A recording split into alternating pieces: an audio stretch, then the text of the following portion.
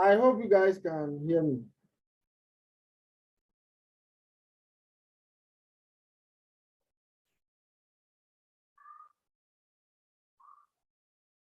Hello, can you hear me? Yes, please. Yes, please. Yes, please. All right. So I think I was talking about how to find the area of this triangle here. Okay. So for this one too, you just we are looking for the area of this small triangle. Okay. So it's half base times height. This is the height, 66 minus 51 point whatever we have here. And then this the base, the difference between this and this. That will be the dead weight force. Okay. But for the change in word for the word again, seriously, I don't remember the formula. So you guys should try and get it from somewhere. All right, but all the questions are of the same nature. Okay, so first you find the quantity and the price under competitive conditions, then you do it under efficient conditions. You'll be asked to find the tax. Okay, the tax. And then maybe this CS and PS and maybe the dead weight. Okay, so we don't have to go through every one of those questions since they are almost the same. I will send you the file. So as you are practicing yours, then you'll be comparing it to the one I have here. Okay. All right. Any question? Any question?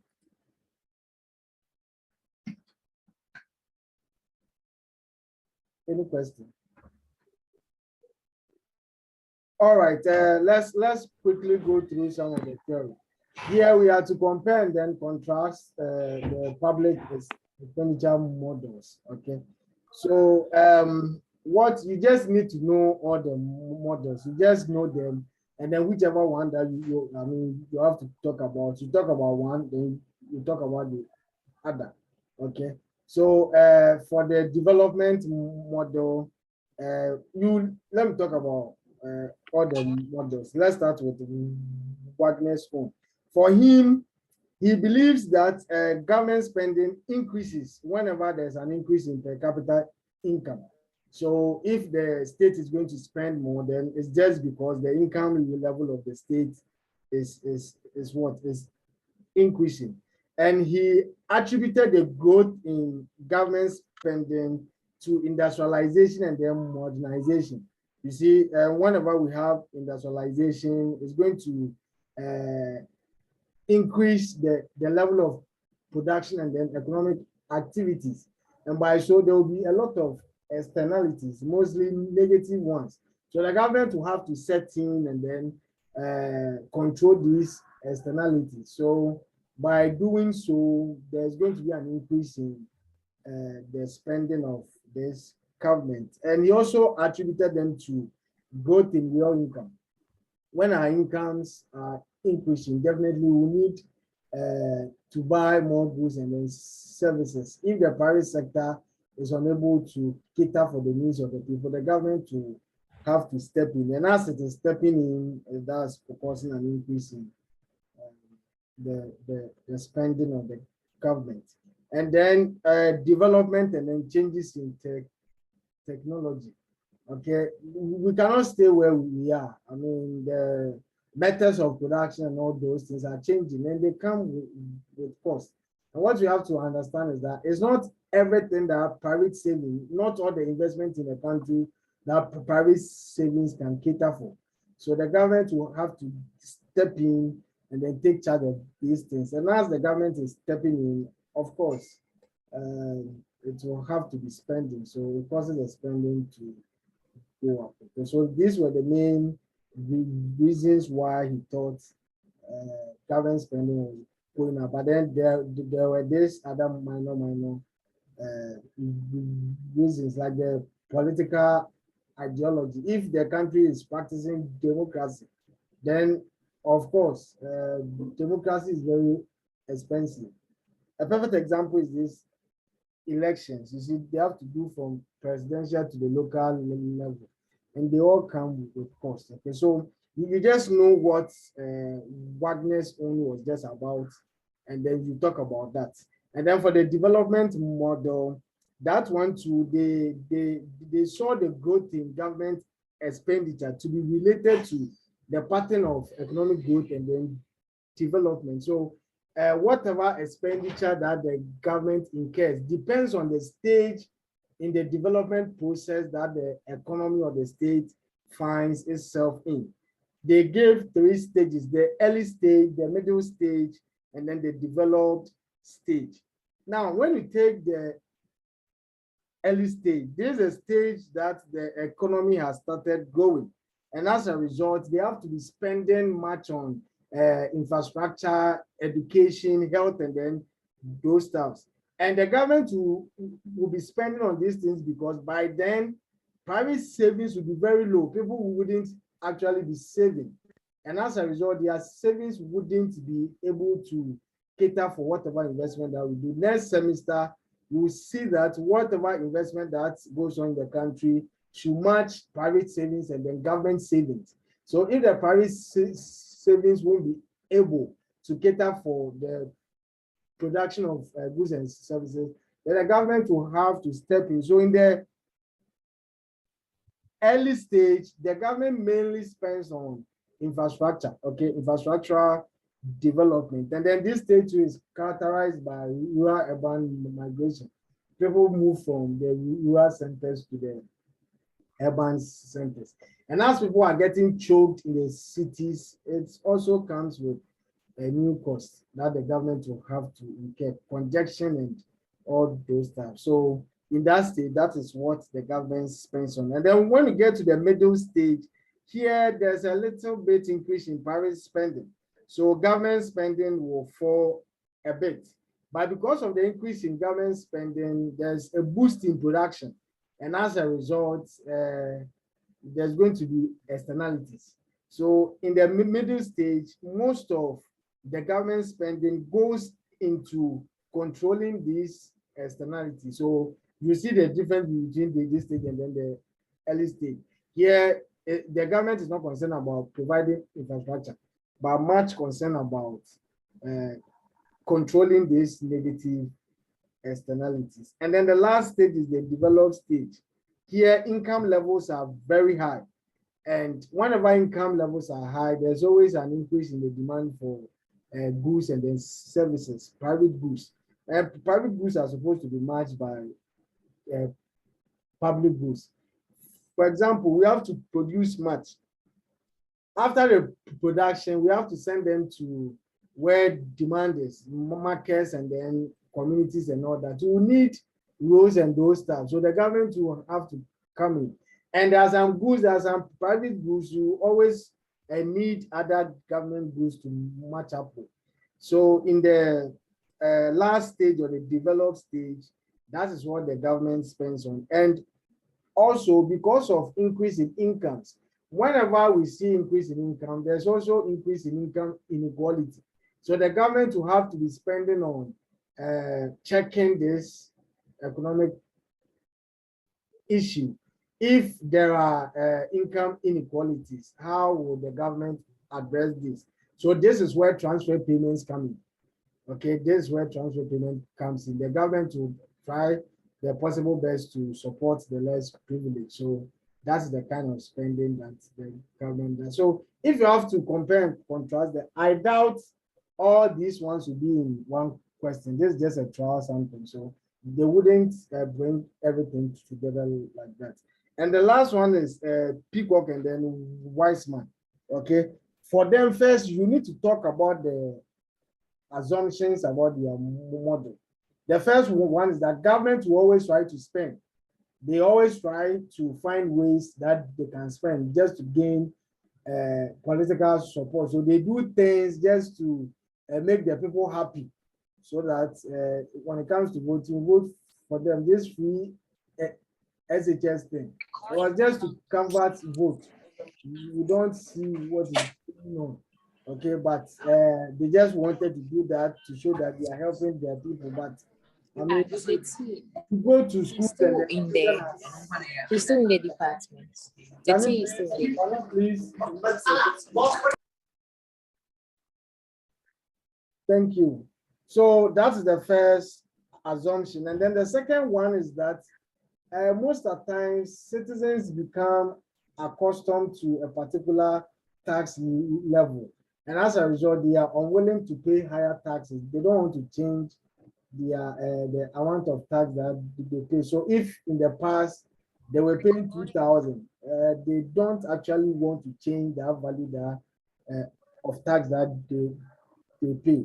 But then whenever the crisis, for example, look at what happened during the pandemic. We were not paying any COVID-19 tax, but because of the pandemic, they introduced it, and we had to be quiet and accept it because at least to some extent the government was spending on it. So though it wasn't part of the tax that we were paying because of the pandemic, because of the crisis, we had to adjust.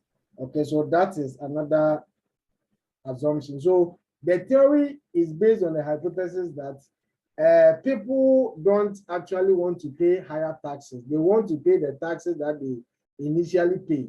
And note that government spending here is based on the amount of tax revenue. So if we don't want to pay much taxes, then the government only has what we pay to spend on.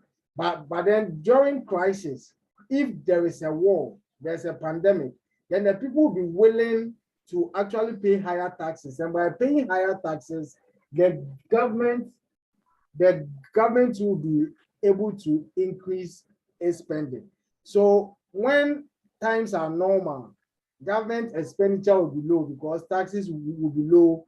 And then during crisis, what they call the economic or political upheavals, during those times, the people will be willing to pay higher taxes. And as they are paying the higher taxes, then government spending too will go up. Then when we come back to normal, there's a bit reduction. So the thing takes a step-like form. Government spending takes a step-like form. So as crises are coming, we move up. And what we need to understand is that after the people have increased their taxes, they become accustomed to that increase. So they won't actually go back again. Now we are still paying the COVID-19 tax, but it's almost like there's no COVID here. You see how the things are. So that is what Peacock and Wiseman too was talking about. So you just know what all the models are about, and then just talk about this one. You talk about that one, and then you move on. Okay. The question down here, if you look at Ghana, which model are we using here? What this one? I don't know. I don't know what the pattern of spending that our government is using. Do we even follow any pattern? So this one, I don't really know what exactly is going on here, but we can attribute it to Peacock and Wiseman. So like the example that I was giving, during the COVID-19, there was an increase in tax, and as a result, there will be an increase in government spending. So we'll see that when things come back to normal, if there will be a little reduction in the quantity of spending, the quantity of money that the government spends. And so this task, you can just go to the notes, and I'm sure you should be able to understand all those things. And then for these ones, normally they just require short answers. This is about voting. If you remember, we said when people engage in political voting and then their preferences are not all single peaked. If you have a double peak preferences, then there's no way you get a political equilibrium. Okay, so when the voting process has no political equilibrium, and it results from the fact that someone wouldn't be having a single peaked preference. For agenda setting, it's just when because of problems, policymakers and then politics will come together and then make the decisions or enact policies that will have impacts on the people and then the environment that we find ourselves in. Okay, so we just talked briefly about this, we talked briefly about that. And then for the peak, for single peak, we say that an individual's preference is single peaked if when you stand at the person's most preferred outcome, okay, that outcome will be higher than all the neighboring outcomes. So let's look at this example here. If you have A, B, and then C as the person's preferences, this is the peak, because as you stand at B, if you move to the left or you move to the right, all the other outcomes have lower utilities than this one. Okay, so whenever you stand at the most preferred one, whichever way that you move, it doesn't really matter whichever direction that you go, the person's utility will consistently fall. You can have something like this. This is A, this is B, this is C. You realize that as you start to move from A to B to C, there's a reduction in the utility that the person gets from that particular outcome. But for double peak preference, as the person moves away from the most preferred outcome, the utility goes down and then it goes up again. Okay, if you have something like this, that one can be like this. So this is A, this is, let's say, C, this is B. If you take C to be the most preferred one, if you move to B, there's a reduction in utility, but then moving to A, you see an increase in utility again. So you have a double peaked preference, okay? And whenever, at least if you have just one voter having a double peaked preference, there's no way you can get a political equilibrium. So that causes this. You keep on voting and voting and voting. Before you get a political equilibrium, then you have to consider the order at which the voting is being done. But if they all have single peak preferences, it makes it easier. You are able to actually get a political equilibrium. Okay, so all these ones are in the list. You can just go through.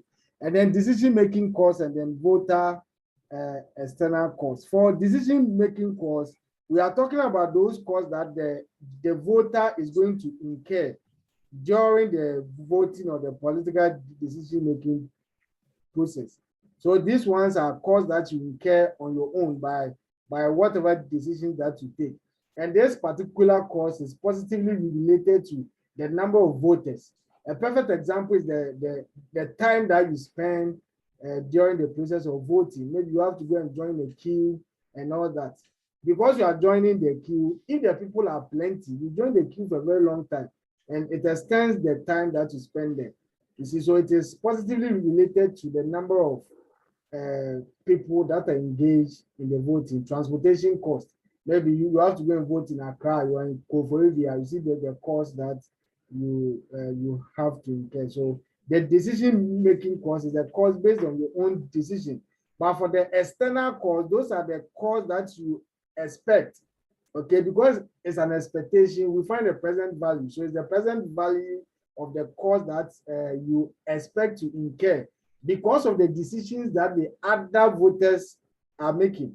So these ones are not the cost that you incur based on your own actions, but the actions of the other voters. Okay, so you compare these two as well. Then unanimity and then the majority voting rule. For unanimity, all the people that are involved in the political voting process are supposed to come into a consensus. They are all supposed to agree, okay, agree that, yes, this is what we want to do. If not, the thing wouldn't stand. That is why it is a very difficult voting process. For limitations, if you have a lot of people, a lot of voters, how do you gather all these people? The cost involved, and even how possible for you to get, assuming you have like 20 million people deciding on a particular policy, how did you get the opinions of all these people? And how would they all agree on just a single thing? Even now, decision making between just a wife and a husband becomes an issue. How much more 20 million people? So it is very difficult. All the people are supposed to come into agreement before the decision is taken. But for majority, you just need more than half. Okay, you need more than half of the people to agree, then you are good to go. Okay. And then minimal strategy and then the ethical voter theory. If you remember the rational voter theorem, it says that the expected utility from voting is less than zero. It is negative. And rational human beings, we do not engage in activities with negative expected utility. We all want to maximize our utility. So if I know that I'm going to get a negative benefit from a particular process or activity, then why should I indulge in? So the law states that it is considered irrational for people to vote, yet they vote. And it is considered irrational because of the expected utility being negative, yet people vote. So these things are explanations to the paradox. That's what we call the voting paradox. People are not supposed to vote, yet they vote. Why? And one reason is the minimal strategy. People vote to minimize their regret, not to maximize their utility. So I know that as I am going to vote, I am going to get unexpected utility that is negative, but that is not what I'm thinking about. I just want to minimize my regret. If I don't vote and someone that I don't like wins, then I'll be like, I should have engaged in this voting process. So just for you to reduce this regret, you just go and vote. So you vote not because of whatever utility that you are getting. Okay, though you know it is not really going to help you, but just vote to minimize the regret that you get from not voting. And then for the ethical voter theories, this one too has an argument that people vote because of altruism. I am voting not because of me, but because of the benefit that other people will get. So you take a rich man who has to vote on a tax. Okay, they are going to tax rich people, then they give it to the poor. Then this rich man will go and vote yes for this particular project. The person is not voting for yes because of the benefit that he's going to get. Actually, it's rather going to affect his income, but he's voting just because people will have to also enjoy. Okay, so he's voting not because he wants to get something from it, but because of altruism. Okay. So this, and then I think some of the other reasons people vote because they see it as their civil right. I am voting, I have to show my power. So let me also vote. And then people vote based on their political ideologies and all that. Right, so then please, as for the theory, I just go to the notes and I'm sure you should be able to get the solutions there. Okay. So if you look at this, this is the voting paradox. It is considered irrational to vote, yet people do vote. So if you have to talk about this, you talk about the fact that the expected utility from voting is negative, and then despite that fact, people vote. Then you give the explanations. So you use the minimal strategy, you use the ethical voter theorem. You can also use the fact that people vote because they feel like it's their civil rights, their civil duty.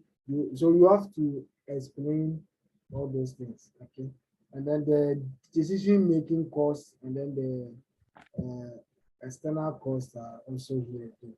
So please, I think you can just, apart from the computational questions for these ones, you go back to the notes and then you go through. Don't just read them from the notes. Prepare some short notes on them so that tomorrow morning you don't have to go back to the notes again. Just pick that paper, just read through, and then you go. You guys are already stressed out. So you have to simplify things for yourself. But check the Pasco. If you check it, you realize there's a pattern. The questions are almost always the same. So you just know what you have to do. Okay.